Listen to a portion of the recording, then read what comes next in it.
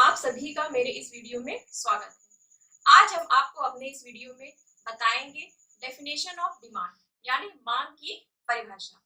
इस परिभाषा के अंतर्गत अलग अलग वर्ग के अर्थशास्त्रियों ने अलग अलग तरह की परिभाषाएं दी हैं। सबसे पहले हम देखेंगे प्रथम वर्ग के अर्थशास्त्री।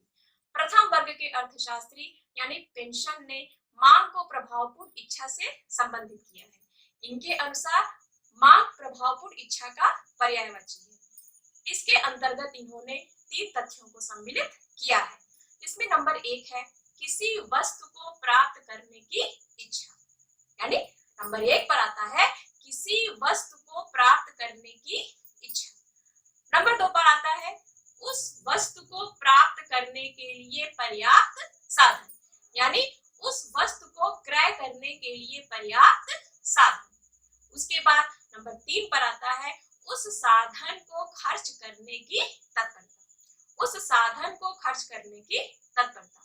ये प्रथम वर्ग के अर्थशास्त्रियों द्वारा दी गई परिभाषा है, परंतु इस परिभाषा की आलोचना भी है। इस परिभाषा के आधार पर यहाँ यह देखा गया है कि मांग और आवश्यकता दोनों को एक ही मान लिया गया है। मांग मतलब आवश्यकता तब मांग बन जाती है जो हमारी पूरी हो जाती है, वह आवश्यकता तब मांग कहलाती है जब हम उसे पूरी कर लेते हैं। तो यह परिभाषा भी पूरी तरह से पूर्ण नहीं मानी गई। इसके पश्चात द्वितीय वर्ग के अर्थशास्त्रियों ने मांग को कीमत से संबंधित किया है, और इस वर्ग के अर्थशास्त्रियों जैसे मिल ने बताया है कि मांग का अभिप्राय किसी व्यक्ति द्वारा क्रय की गई वह मात्रा होती है जो एक निश्चित कीमत पर क्रय की जाती है। यह परिभाषा भी पूरी तरह से पूर्ण नहीं मानी जा सकती। क्यों? क्योंकि सिर्फ कीमत को आधार बनाना ही उचित नहीं है, निश्चित समय का भी होना आवश्यक होता है। तो निश्चित समय इसके तीसरे वर्ग के अर्थशास्त्रियों जैसे बेनहम ने अपने परिभाषा में यह बताया कि मांग क्या होती है। उन्होंने यह बताया कि मांग किसी व्यक्ति द्वारा क्रय की गई वह मात्रा होती है जो वह व्यक्ति एक निश्चित समय और एक निश्चित कीमत पर क्रय करता है। तो आपने ये देखा कि अलग अलग तरह के अर्थशास्त्रियों ने अलग अलग तरह से इसकी परिभाषा दी है। तो इन सभी परिभाषाओं के आधार पर अंत में अर्थशास्त्र के अंतर्गत मांग की एक सम्मिलित परिभाषा आती है। इन सभी को मिलाकर इस परिभाषा के आधार पर कोई भी मांग पूर्ण रूप से मांग तब कही जाएगी जब इसके अंतर्गत निम्न का होना आवश्यक है। जैसे नंबर 1 पर है वस्तु को प्राप्त करने की इच्छा, फिर नंबर 2 पर है उस वस्तु को क्रय करने के लिए पर्याप्त साधन, फिर नंबर 3 पर है उस साधन को व्यय करने की तत्परता, और नंबर 4 पर आता है निश्चित कीमत, और नंबर 5 पे आता है निश्चित समय। इसके बाद हम देखेंगे distinction between demand and want, यानी कि मांग और आवश्यकता के अंतर्गत कौन कौन सी विभिन्नताएं हैं, दोनों में कौन से अंतर है।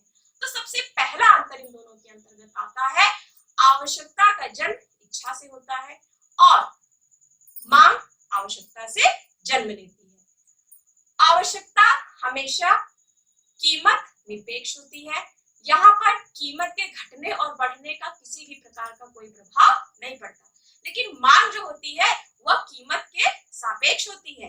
कीमत के बढ़ने का कीमत के घटने पर यहाँ पर पूरी तरह से प्रभाव पड़ता है। मांग के अंतर्गत आगे भी हम देखेंगे कि जब किसी वस्तु की कीमत बढ़ जाती है तो मांग घटती है, और जब उस वस्तु की कीमत घटती है तो मांग बढ़ती है। और नंबर 3 पर हम देखते हैं आवश्यकता जो होती है वो स्थिर होती है। आवश्यकता की प्रवृत्ति स्थायी रहने की होती है, लेकिन मांग की प्रवृत्ति स्थायी होने की नहीं होती। मांग हमेशा व्यक्ति, समय और स्थान के आधार पर बदलती रहती है, यह हमेशा परिवर्तनशील होती है। अब हम देखेंगे मांग फलन यानी डिमांड फंक्शन के बारे में। डिमांड फंक्शन के अंतर्गत हम देखेंगे ये क्या होती है, ये बताती है संबंध को किसके बीच, मांगी गई मात्रा और उस मांगी गई मात्रा को प्रभावित करने वाले तत्वों के बीच। अब वॉटसन के द्वारा एक परिभाषा दी गई है।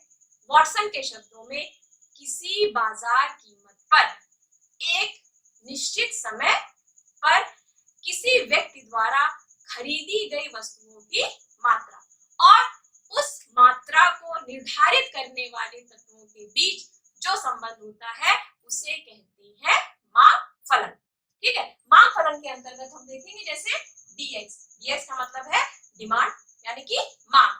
मांग किससे प्रभावित होती है? px का मतलब होता है वस्तु की कीमत।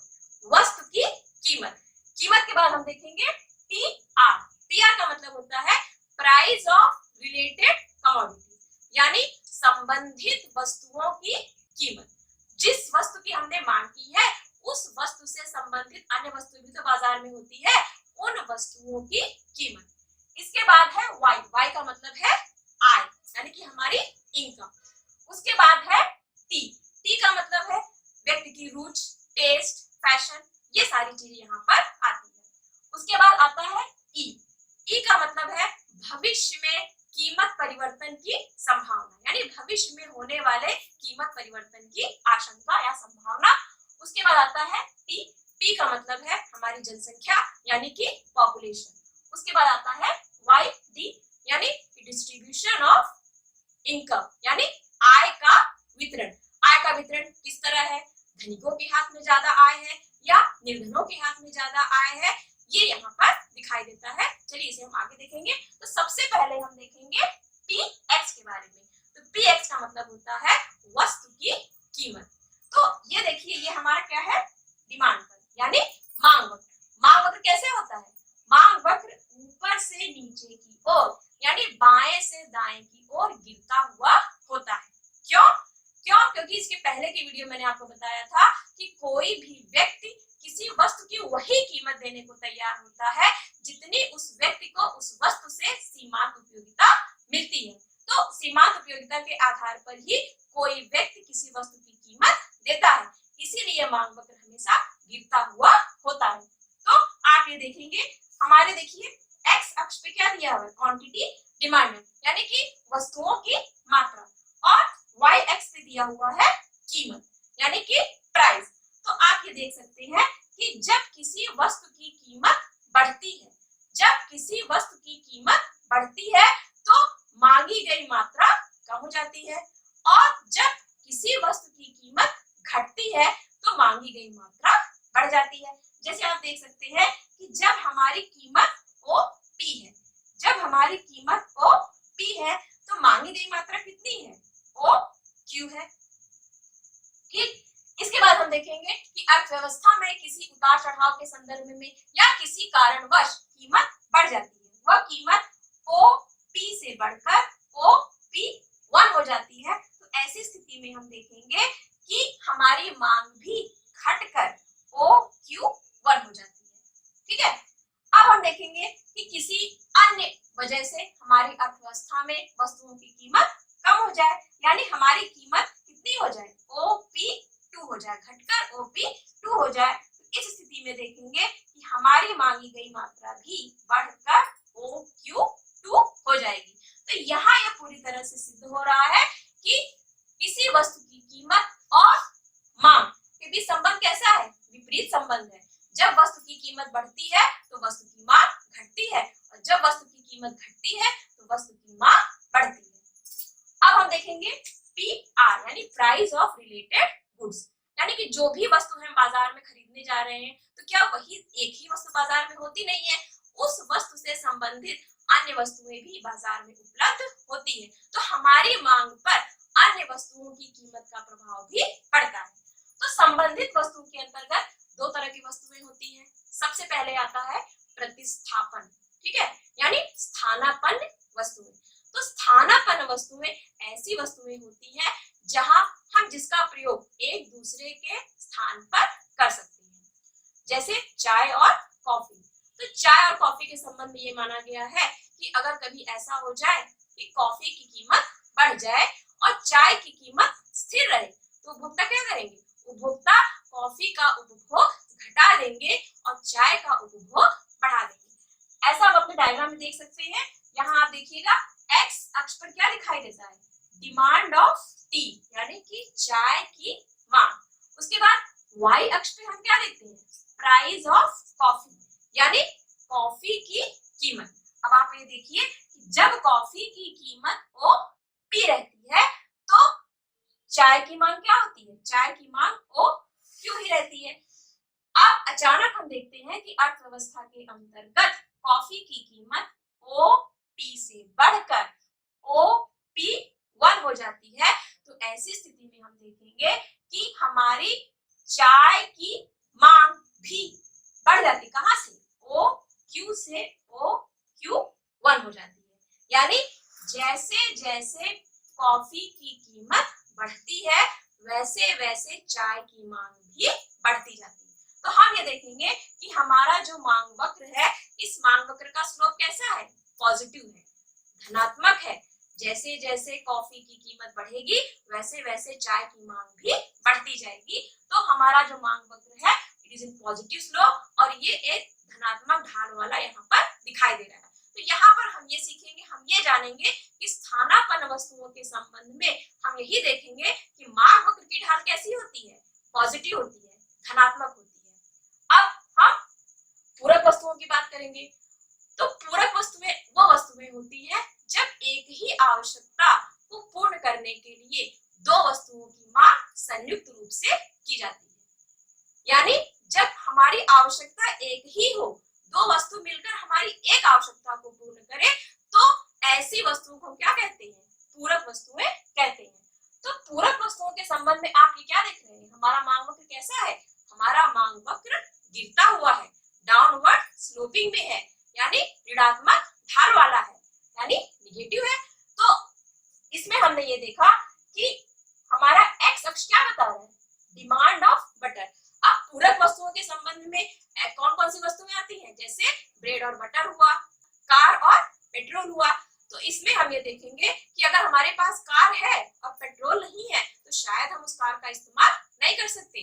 तो अगर हमें वाहन चलाना है तो हमने अगर वाहन ले रखी है तो उस वाहन को हम तब चला सकते हैं जब उसमें पेट्रोल या डीजल हो। तो कार और पेट्रोल और डीजल की मांग एक साथ की जाती है और ये हमारे एक ही उद्देश्य यानी हमें एक स्थान से दूसरे स्थान पर ले जाने का कार्य करते हैं। तो वैसे ही ब्रेड और बटर हुआ।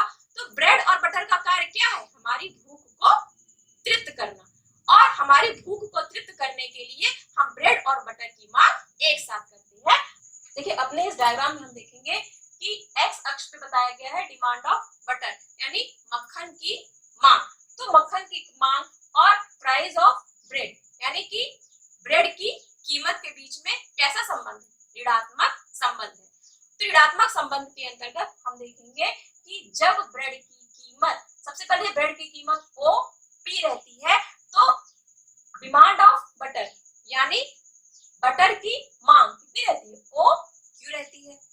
अब अचानक अर्थव्यवस्था में किसी परिवर्तन के अंतर्गत यदि ब्रेड की कीमत OP से बढ़कर OP1 हो जाती है तो इस स्थिति में हम देखेंगे कि हमारी बटर की डिमांड भी जो पहले OQ थी वो अब घटकर OQ1 हो जाती है। तो इसमें हमने देखा क्या? Price of related goods. इन दोनों डायग्राम की सहायता से हमने देखा कि संबंधित वस्तुओं की कीमतों का भी किसी वस्तु की मांग पर प्रभाव पड़ता है। देखिए इसके पश्चात हम देखेंगे Y का अर्थ होता है आय। आय किसी वस्तु की मांग को निर्धारित करने में सबसे महत्वपूर्ण साधन होता है। जब व्यक्ति के पास आय अच्छी होती है तो वो ढेर सारी वस्तुओं की मांग करता है, लेकिन यदि उसके पास कोई आय नहीं होती तो शायद वो किसी भी प्रकार की वस्तु की मांग नहीं करता। उसकी मांग तक केवल जीवन की आवश्यक वस्तुओं की मांग होती है, उसके अलावा वह विलासिता या आरामदायक वस्तुओं की मांग नहीं करता। तो आप ये देखेंगी हमेशा हमारी जो आय होती है वो स्थिर नहीं रहती, हमारी आय कभी घटती है कभी बढ़ती है। तो जब जब हमारी आय में परिवर्तन होता है उस आय के परिवर्तन का असर विभिन्न वस्तुओं की मांगों पर यानी विभिन्न प्रकार की वस्तुओं की मांगों पर पड़ती है। तो सबसे पहले जैसे आता है नेसेसिटीज यानी जीवन आवश्यक वस्तुएं, ऐसी वस्तुएं जिन वस्तुओं के बिना हम जीवित नहीं रह सकते। ऐसी वस्तुएं जिन वस्तुओं के बिना हम जीवित नहीं रह सकते उन्हें जीवनावश्यक वस्तुएं कहते हैं। इसके अंतर्गत आता है रोटी, कपड़ा और मकान। तो जीवनावश्यक वस्तुओं के अंतर्गत हम देखेंगे कि एक सीमा तक तो यह आय के बढ़ने के साथ साथ बढ़ती है, लेकिन उस सीमा के पश्चात ये स्थिर हो जाती है।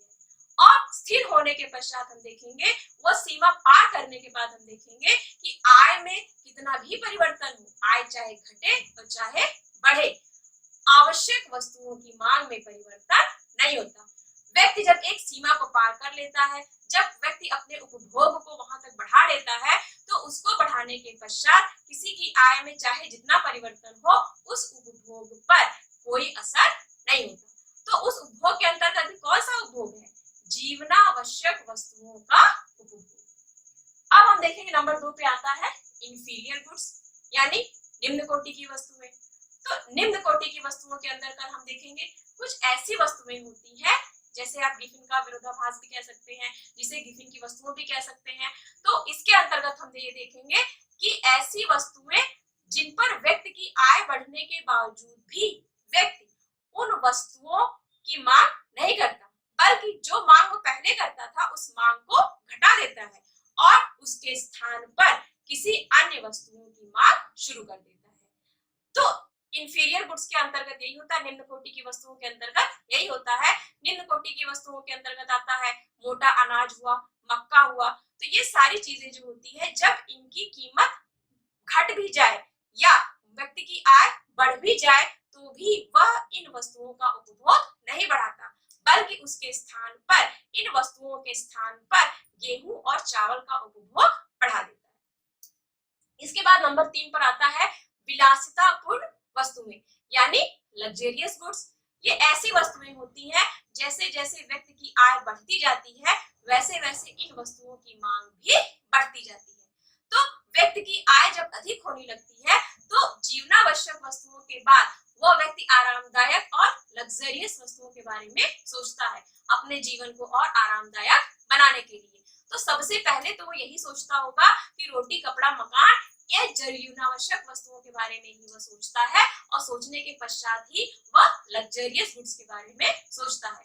तो लग्जरियस गुड्स के अंतर्गत हम यही देखेंगे, यही जानेंगे कि जैसे जैसे व्यक्ति की आय बढ़ती जाती है, वैसे वैसे लग्जरियस यानी कि आरामदायक यानी विलासितापूर्ण वस्तुओं की मांग भी धीरे धीरे बढ़ती जाती है। अब इन चीजों को हम अपने डायग्राम में भी देख सकते हैं।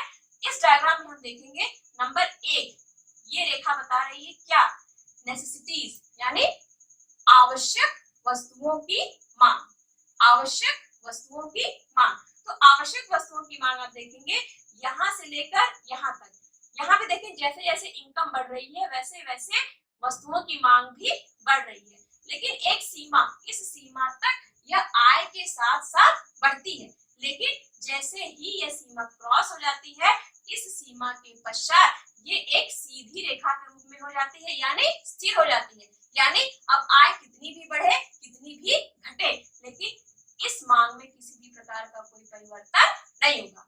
अब नंबर 2 पे हम देखेंगे, नंबर 2 है ऐसी वस्तुओं की मांग, यानी कि इंफीरियर गुड्स, यानी निम्न कोटि की वस्तु, यानी कि हीन वस्तुएं। तो इन वस्तुओं के अंतर्गत हम देखेंगे कि व्यक्ति की आय बढ़ने के बावजूद भी व्यक्ति क्या करता है? इन वस्तुओं का उपभोग नहीं, बहुत समय तक इन वस्तुओं का उपभोग नहीं करता, कुछ सीमा के पश्चात इसका उपभोग बंद कर देता है। तो यहाँ आप देखिए कि ये वक्र क्या है? ये गिरता हुआ है। अब इस सीमा के पश्चात जब ये गिरने के स्लोप में आ जाता है, जब ये गिरता हुआ दिखाई देता है, मतलब कि अब कोई भी व्यक्ति इन वस्तुओं का उपभोग करना नहीं चाहता। अब नंबर 3 पे, ये 3 वाला जो वक्र है, रेखा है, यह बता रही है लग्जरियस गुड्स की मांग। तो आप इसमें देखेंगे कि जैसे जैसे इनकम बढ़ रही है, वैसे वैसे लग्जरियस गुड्स की मांग जो है वो भी बढ़ रही है, यानी कि दोनों का भी रिलेशन कैसा है? पॉजिटिव है। जैसे जैसे आय बढ़ रही है, वैसे वैसे विलासितापूर्ण वस्तुओं की मांग भी बढ़ रही है। अब इसके अलावा भी बहुत सारे फैक्टर्स हैं जो मांग को निर्धारित करते हैं। इसके अंतर्गत आता है, जैसे हम देखेंगे ऋतु में परिवर्तन। तो ऋतु में परिवर्तन के अंतर्गत हम ये देखेंगे कि जब मौसम बदलता है, जब सीजन चेंज होते हैं, तो व्यक्ति की मांग बदल जाती है। जब बरसात का मौसम आता है तो छाते की मांग बढ़ती है, जब ठंडी का मौसम आता है तो रजाई गद्दे की मांग बढ़ती है। तो इसी तरह से हमारी जो मांग भी होती है वो ऋतु के आधार पर बदलती रहती है।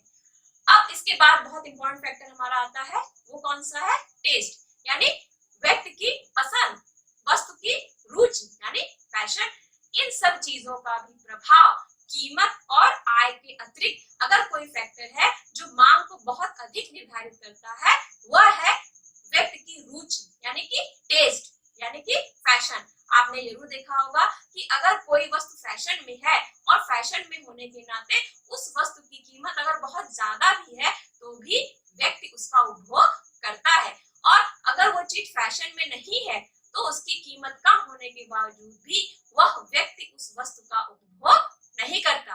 अगर कोई चीज सस्ती है पर मुझे नहीं पसंद है तो मैं उसका उपभोग नहीं करूंगी। कोई चीज महंगी है पर मुझे वही पसंद है तो मैं उसका उपभोग अवश्य करूंगी। इसके पश्चात आता है भविष्य में कीमत परिवर्तन की आशंका। जब भविष्य में कभी कभी ऐसा होता है, कीमत परिवर्तन की आशंका दिखाई देती है कि भविष्य में कीमत बदलने वाली है, तो ऐसी स्थिति में भी व्यक्ति की मांग बदल जाती है। तो व्यक्ति ऐसी वस्तुओं की मांग करने लग जाता है जिसके बारे में वो जान जाता है कि कल से इन वस्तुओं की कीमत में भारी परिवर्तन दिखाई देगा। इसके पश्चात हम देखते हैं जनसंख्या में परिवर्तन। जब जनसंख्या कम होती है तो वस्तुओं और सेवाओं की मांग भी कम होती है, लेकिन जब जैसे जैसे जनसंख्या बढ़ने लगती है वैसे वैसे वस्तुओं और सेवाओं की मांग भी बढ़ने लगती है। और अभी हम भारत के संबंध में देखेंगे तो भारत के संबंध में भारत की जनसंख्या बहुत विशाल है। इस विशाल जनसंख्या की मांग भी बहुत ज्यादा है। तो जनसंख्या एक बहुत ही इंपॉर्टेंट फैक्टर है। जब व्यक्तियों की मांग बढ़ती है, जब जनसंख्या में लोगों की मांग बढ़ती है, जब जनसंख्या बढ़ती है, तो इस स्थिति में हम देखेंगे कि वस्तुओं और सेवाओं की मांग भी बढ़ती है। इसके बाद आता है मुद्रा की मात्रा में परिवर्तन। मुद्रा की मात्रा में परिवर्तन। जब अर्थव्यवस्था में मुद्रा की मात्रा बढ़ जाती है, और तब क्या होता है, जब अर्थव्यवस्था में मुद्रा की मात्रा बढ़ जाती है और मुद्रा की मात्रा बढ़ने से हम ये देखते हैं कि लोगों के हाथों में भी बहुत अधिक मात्रा में पैसा हो जाता है। सप्लाई ऑफ मनी, जब हम कीमत को बढ़ा देते हैं तो इस बढ़ी हुई कीमत पर जब मुद्रा की मात्रा बढ़ती है तो वस्तुओं की कीमत भी बढ़ जाती है, और बढ़ी हुई कीमत पर हम क्या देखेंगे, उस बढ़ी हुई कीमत पर हम ये देखेंगे कि औसत मांग कम हो जाती है। इसके विपरीत की स्थिति ये होगी कि जब अर्थव्यवस्था में मुद्रा की मात्रा कम कर दी जाती है, जब अर्थव्यवस्था में मुद्रा की मात्रा कम कर दी जाती है तो ऐसी स्थिति में हम देखेंगे कि वस्तुओं की कीमतें घट जाती है, और जब वस्तुओं की कीमतें घट जाती है तो औसत मांग भी बढ़ जाती है।